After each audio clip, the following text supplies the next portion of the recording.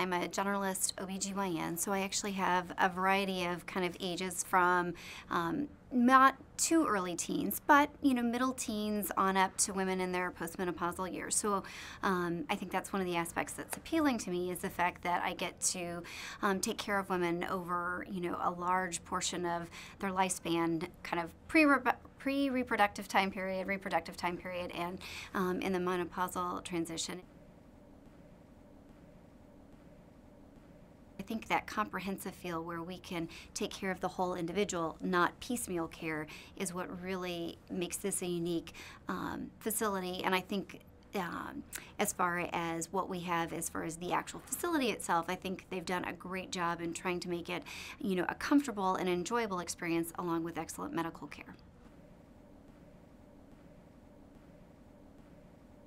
From a gynecologic standpoint, I really try and take some time and get to know my patient, get to know kind of their goals for their health care, their past medical history, so that we kind of know where they're starting from, empower them to become a little bit educated of what is routine care if they have a specific problem that needs to be addressed, or if they're just looking to establish routine well-woman care. From an obstetrical standpoint, I think that it's kind of an education process as you move along that whole antepartum time period through delivery and postpartum. And I think, again, it's very similar. I try and get to know my patient, both from a medical aspect, but also kind of maybe where their needs and desires for some more information, and trying to fill those voids and trying to educate them and empower them to be a part of their care, and to kind of guide them through whether it's a first pregnancy or a fourth pregnancy. I think each individual has some different needs. And then the postpartum delivery and postpartum period, I think, offers unique opportunity. And then certainly if it's someone who ends up needing a surgical intervention, trying to educate them so that they have an anticipation of what to expect. Everybody has their own unique needs of what they need. I think the biggest thing is trying to empower them to be involved in their care and to help them. I think it's a stepwise process. I don't think you can necessarily address everything on the front end at one visit, and I think it's an evolving process as you go through that encounter or that relationship with that patient. You discover a problem, and if somebody has a breast lump, well, let's see if we can get you in for an ultrasound or a mammogram today.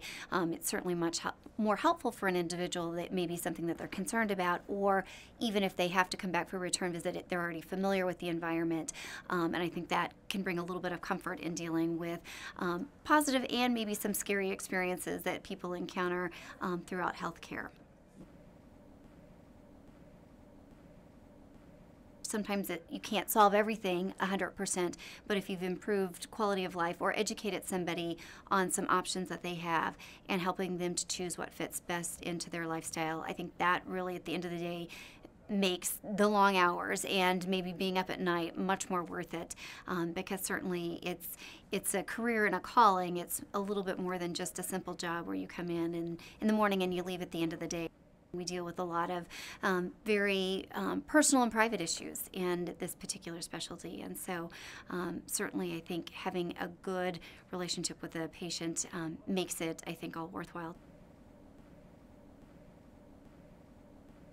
My name is Dr. Katherine Finney, and I am a generalist faculty in the Department of OBGYN. I'm involved in both resident education and recently have taken on the clerkship director for our medical students. So I'm involved actively with student and resident education, in addition to having private practice patients. I'm from the state of Texas, and I did do my medical school in Dallas, Texas at UT Southwestern. My residency was also at UT Southwestern in Parkland Hospital.